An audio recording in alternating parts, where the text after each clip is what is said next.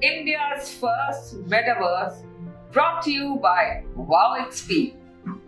And today it is indeed my honor and privilege to be joined by researcher, innovator, the perfectionist, Yashraj Bhardwaj, who has been cited by Forbes as one of the most influential people in India under 30.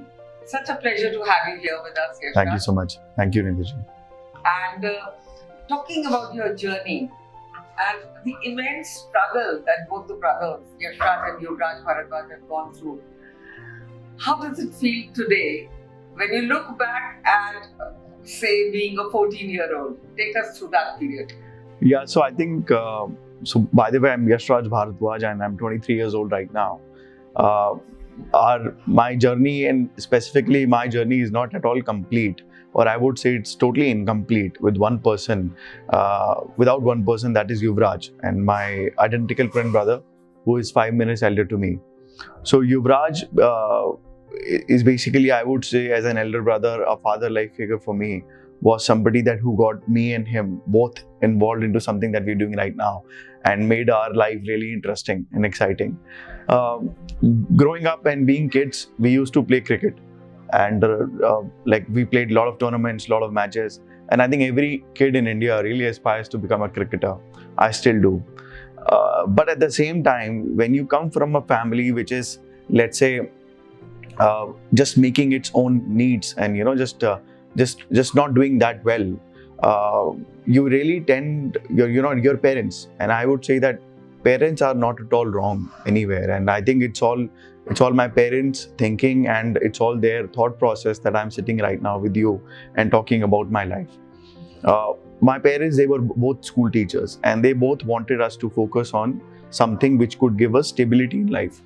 And as parents, they were thinking absolutely right, because in cricket, no matter how good you are, end of the day, it's only 11 people who are going to make it in the field. So it's pretty tough. It's really hard. But you did try cricket at a very young stage. Both of you used to go to a cricket academy. Oh yeah, we did. So and, that was how long? And your father happens to be a swimming yes, champion of India. So how long did you continue this pursuit of cricket before you decided to just give it a stop? So we played cricket for, I think, around 4 or 5 years. When we were, I think, around 13 years old, that's when my dad told us specifically, because that was a moment we were deciding in our life, either to go left or right, either to go into academics or either to go into sports fully. Because whatever you do, you need full dedication to it, and without it, it's not possible. So at that moment, my parents really wanted us to focus on studies so that we at least could have a stable life, lead to a stable life, become a civil services officer, become something, doctor or engineer. So we did that, and we listened to our parents. I will never say that it was a wrong decision. When you stopped going to play cricket, however, if you look back. Exactly, because I'll tell you, when you love something immensely and you got several reasons in your life that you are not able to do it, it really hurts you bad. And that's what happened with me and my brother. To be honest with you, that was something that led me and my brother to start doing something so that we can make money. So when I say that my journey started in terms of becoming an entrepreneur, the first problem statement was very clear in both of our mind, that we were and we are and we will be firm believers in capitalism, and we wanted to focus on how can we kind of come out of this situation. At the same time, we were really passionate into sciences, and my brother, of course, you was extremely good in astrophysics and mathematics. So that was something that was his passion. Every Sunday, there is a book market that takes place, Daryaganj, and wherein you can actually go and buy second-hand books at basically per kilogram basis. So people there, they don't really know what they're selling. Exactly. So every Sunday, my dad used to take us there. So that was our Sunday outing for the week. We used to go in the morning, 7 a.m., get bunch of books, bring those books back home and just read them throughout. So we have this reading habit since childhood, that we are really, we love reading, we love getting to know new things. Our focus is always science fictions or sciences. So science fiction to science technology, Yashraj. And going and spamming a lot of people from the National Geographic to Discovery to all of that. I mean, nothing has been easy. I also heard that you had been asked for a cost for patenting, and also that you took a waiver from your school. Yeah. How did you do that? So that you can inspire so many others. Exactly. So what happened then that time, Nidhi, was that when we are doing these studies, let's say if you ask a young student to read about quantum mechanics, and we wanted to read that, you will have hundreds and hundreds of doubts. And unfortunately, we did not have any kind of a platform which exists right now in the education system to go out and ask these kind of questions. At that time, we used to watch a lot of science fictions and a lot of science shows like National Geographic. We used to watch cartoons like Doraemon, Jetsons. So the importance of science fiction was very big in our life, because science fictions lead to great ideas, great hunger. It gives you a space that exists in the market. So if I was seeing a technology which was out of the box and which I think is impossible, that gives you an idea or a place to work upon and to make it big.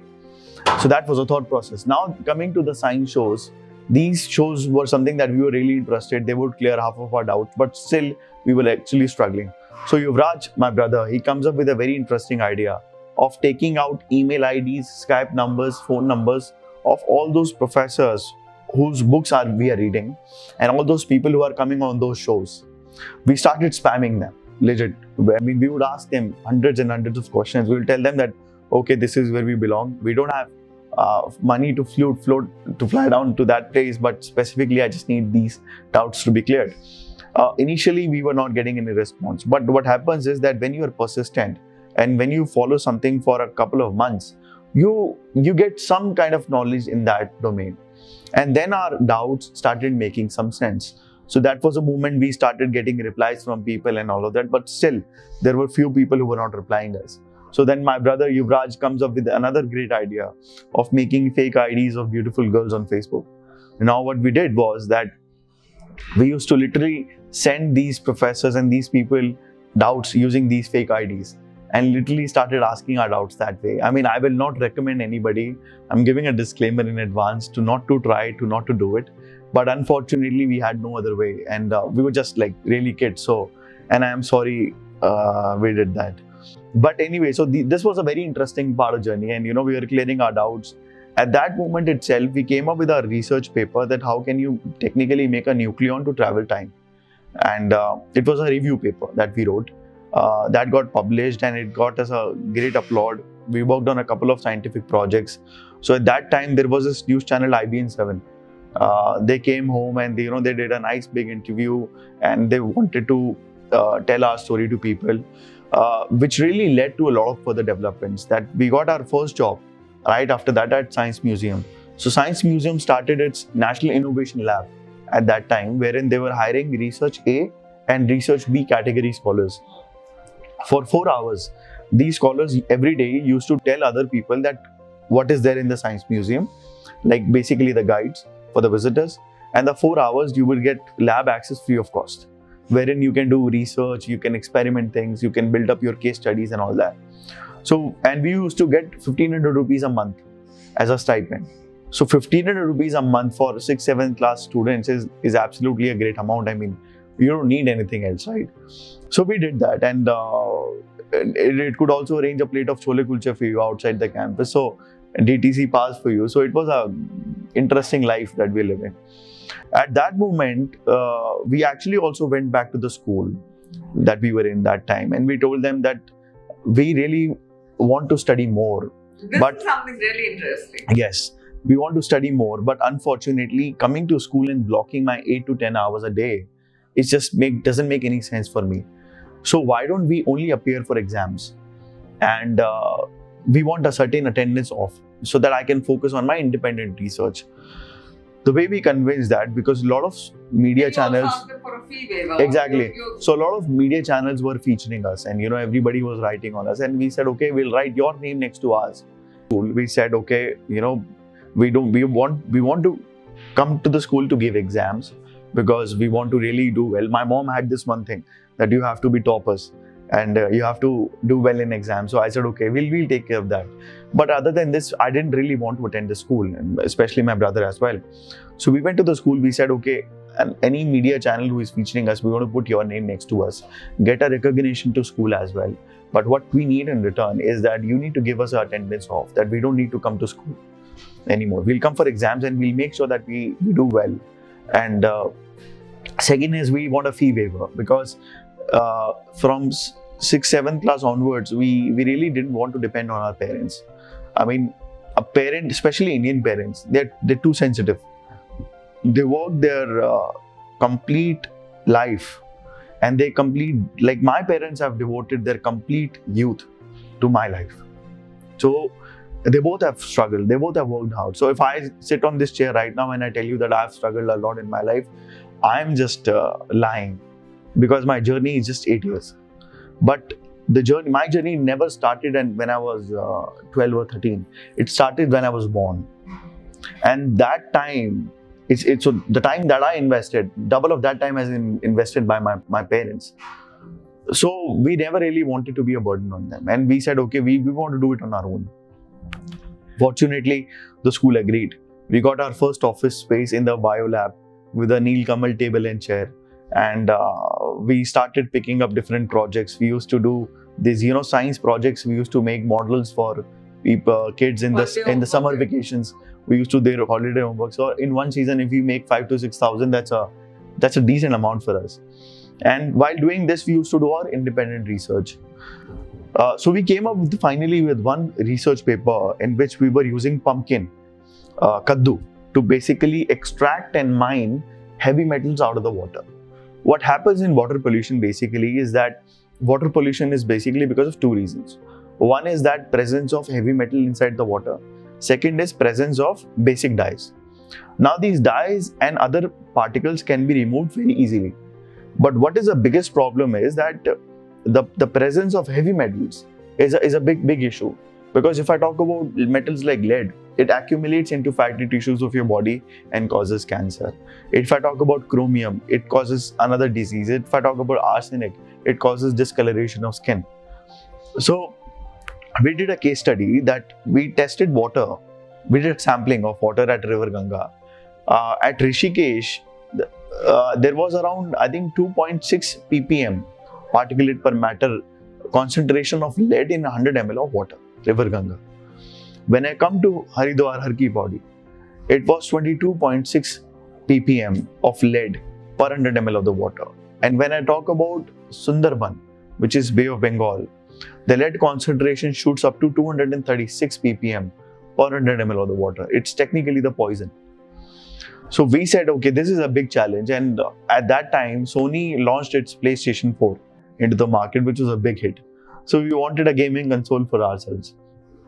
So we said, okay, we'll focus on that. And I think within 2 years, we came up with this project that we were using pumpkin to purify and extract metals from the water. So what it does is that every plant, 140 species in plant, according to us, have phospholipids and as a concentration which really absorbs the heavy metals on the surface of the particle. So for example, if I'm using kaddu and I add it to the water, the lipids present in the kaddu, they absorb, it's a surface phenomena, the heavy metal on the water and settles down. The white kaddu, the petha, or the yellow one? The yellow one. And you just put it... No, so you dry it first. You make a coarse powder out of it, because to increase the surface area. And then you put it in the water. So it absorbs the heavy metal and it settles down. Why I'm asking is there are several people who do not have access to drinking water in this country. In the rural area, who are forced to drink lead infested water and get these kind of diseases. So is there a way where... I mean, we did last year we were the youngest Indians and actually the only project that got represented at London Design Biennale in UK. Wherein we showcased. So it was not pumpkin, it was something else. But I'm coming to the story right now. So what happened with pumpkin was then we were able to remove metals with 78% efficiency, which is pretty good. And the moment this project got ready, we went to the market and we would go to every science fair that had a cash prize because we wanted money to sustain ourselves and to do more research. And we were literally winners in nearly every fair we participated, every event we went, and we made a capital of I think 35 lakhs that time in just cash prizes. So what happens is that's when the biggest lesson of our life started. The moment you make first money in your life, you go on the cloud nine. You want to eat the most expensive food. You want to wear the most expensive clothes. You go along with brands. If I was spending 10 rupees on something in my research before, I would spend 1,000 rupees right now. I want to sponsor my friends in my school canteen and want to do all of that. We were literally wasting money. In 6 months, we burned the whole money. We burned it down. At the same time, we got an offer from this company in Bangalore, which approached us and which said it's a US company and they wanted us to give our project, license our project to them. So they flew us to Bangalore, we gave presentations 3 days, and they came back to us. They said, okay, we'll give you 3.5 crores a year. So how the patent business works is that if you have a patent on anything, you can license it for 20 years and every year you will get a royalty. So they approached us and they said, we're happy to take it. We'll give you 3.5 crores a year. Now you give this project to us. Now, if you offer 3.5 crore to a bunch of 2 kids who have not seen so much amount of money, I think we were 15 that time. So who have not seen so much of money at one go, you will be like, okay, that's just fine, right? Now, the biggest setback that happened that time was that, give us your patent documents. Now, till that moment, we both had no clue what a patent is. So we came back, we approached the patent lawyers, and first thing that they said was that, okay, generally we charge 2.5 lakhs. You're just really smart kids, so we'll charge you 1.5 lakhs, which we didn't have. We burned the whole money. And the second thing that they told us that, so in India, it's a law that if you want to get a patent on anything, the literature of your patent should not be existing in any patented or any non-patented literature. Because of our stupidity of uploading it everywhere, going everywhere, without filing the patent first, it was all over the internet. So technically, there is no way that we can prove the novelty of the product. Now, this was a setback because it's something that you're hungry and somebody is giving you the food, and the moment you open your mouth, they take the spoon back. We went back to home. We were just 2 months. We didn't do anything. We were like, it's finished. Now again, the credit goes to parents because if nobody is helping you, your parents help you. And they said, you guys are smart, you can do this, do that. And we said, okay, let's do it. Sometimes when you are on the path of a success, what we do is we deviate on the shorter successes. Success is like a tree. It has shorter branches also. The problem is that if the root deviates the water droplet to the shortest branch, it doesn't reach the top. And that's the end of the journey. So we said, okay, let's do one thing. Whenever we do a research, there is a protocol that we follow, that we need to complete this research and then we will conclude. Pumpkin was so good that we concluded it in between. So we said, okay, let's finish this complete protocol first and then we'll do something else in our life. So we did that. Within 2 months, we came up with a project that we were using bajra, pearl millet, to purify the water. Now, pumpkin was 78% efficient. Bajra was 98.6% efficient in taking out metal. It was 10 times cheaper than pumpkin. So this was another interesting project that we made, and we said, yeah. So we approached. So there are 4 patent offices in India. The North region, because I'm from Delhi, the patent area for the North region lies in Dwarka. So we went to Dwarka and we told the administration there, they were really helpful, that we come from this kind of background. We don't have money, but how do I file a patent? Because I've got an interesting project. So they taught us that how can I be my own representative without hiring a lawyer and file a patent. And I was literally standing in the same queue where the lawyers stand.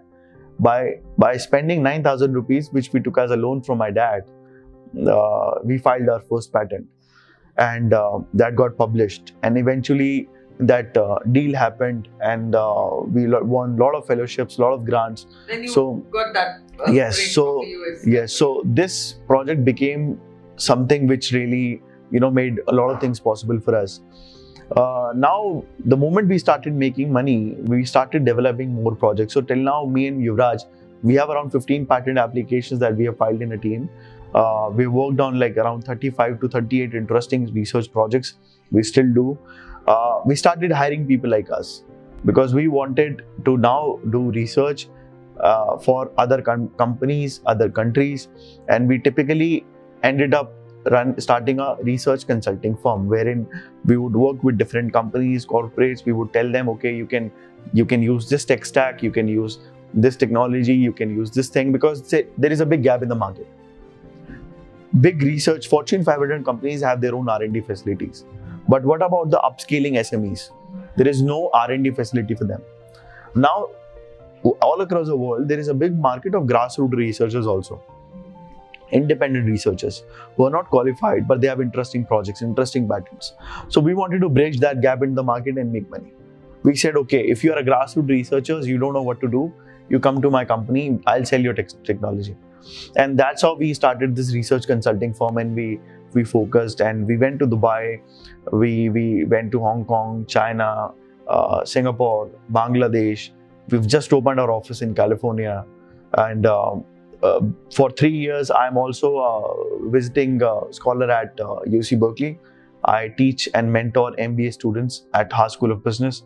I'm also on the board of 2 centers at Haas, wherein I'm advising Berkeley about their initiatives in India.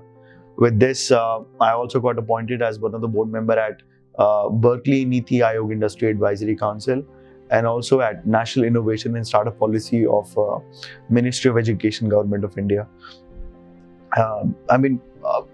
Other than this, you have said all of it. So we got Karamveer Chakra in 2017.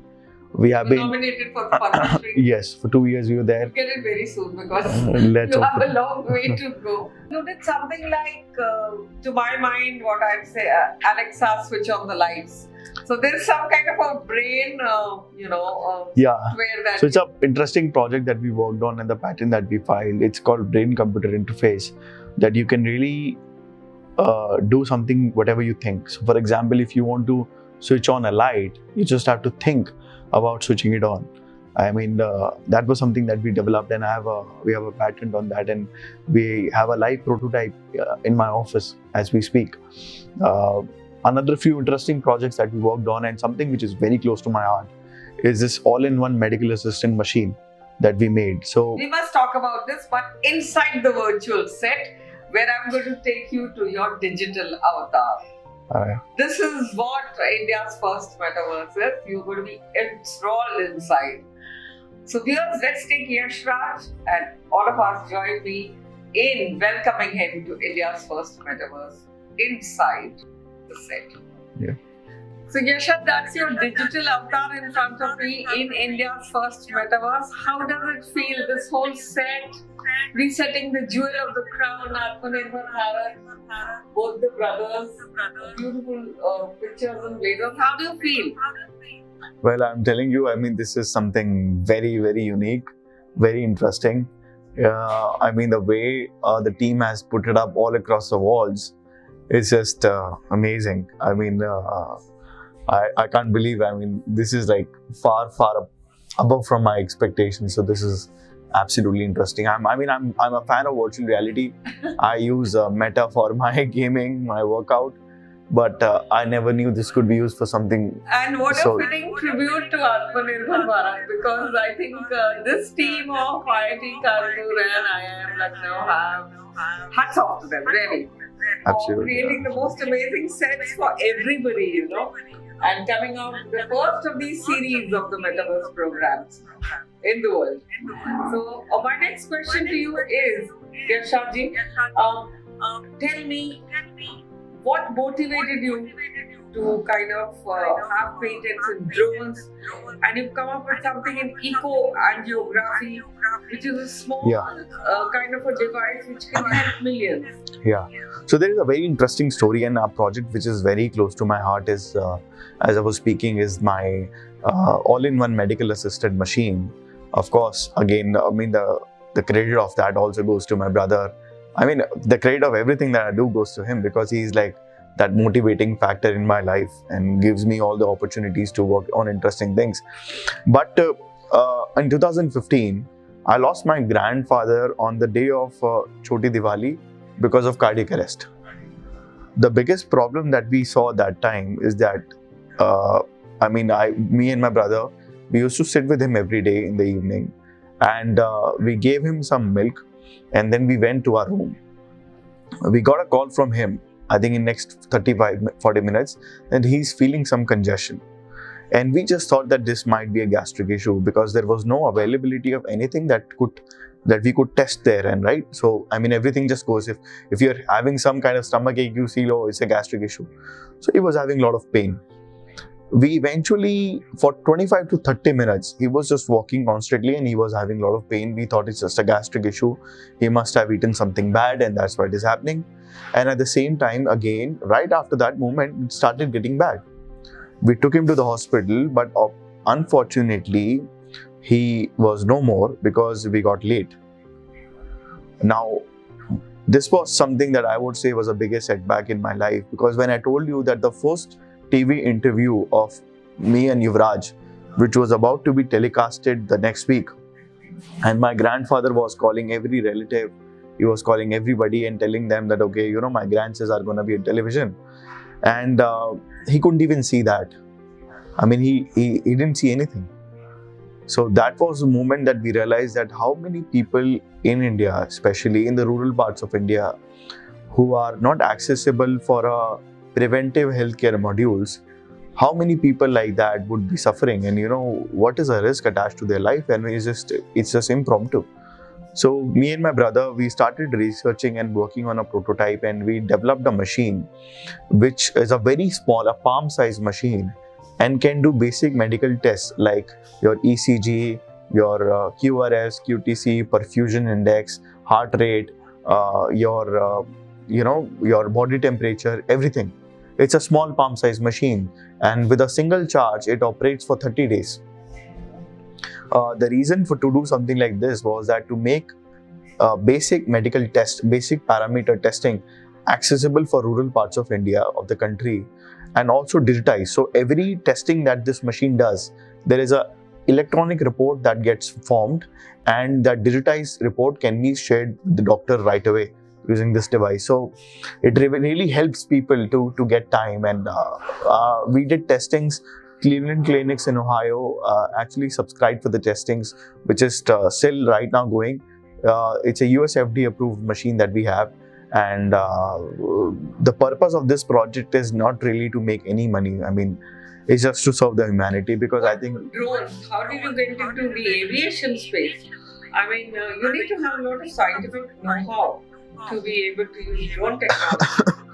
Yeah, so when we started our career, we were always passionate about sciences as we speak. And, if you talk about coding, robotics was something that has been always of our passionate, and especially my brother Yashraj. Like, my core was always biology and mathematics, but Yuv was always into something that has to do with robotics and coding. And we actually started working on interesting robotic drone projects that moment, because it was a big drone revolution coming up.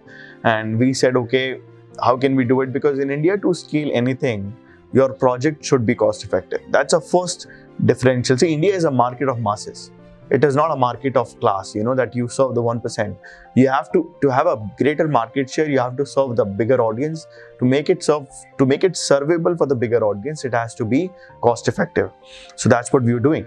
And when we talk about projects like drones, we made a drone which was, you could use for irrigation. We made a drone which was a bomb diffuser robo. And the sole intent of working these technologies was something that how can we make these technologies accessible in terms of costings for the general audience. And that was something, an interesting part of our life, yes.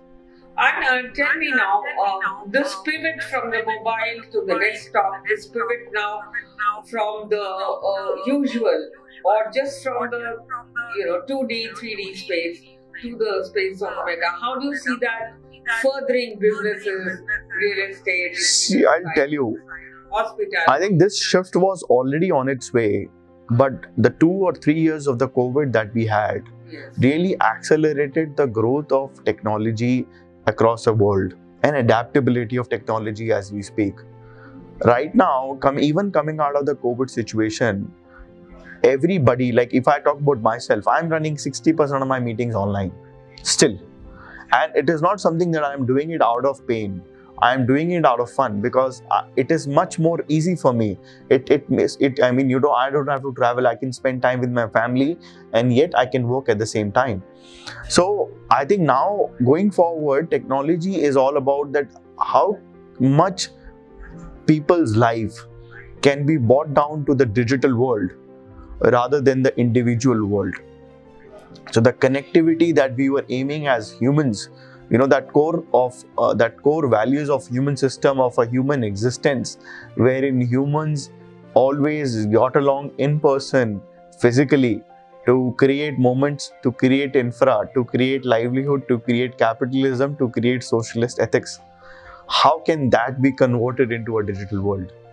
How can it be shifted to a digital world where the proximity of a human to talk to another human, if it's your daughter, if it's your son, if it's your father, grandfather, grandmother, if it's your friends, if it's your employees in the digital world, and how can you still be connected to them? So I think that's an interesting shift coming in the human nature. You can have, this is the grandfather of Zoom, so as to say, and instead of having conferences on Zoom, people are going to move into a meta space where you can speak to all your colleagues in the same room and even write on a whiteboard or a blackboard or something like that, put your notes, and these are called WoWExp.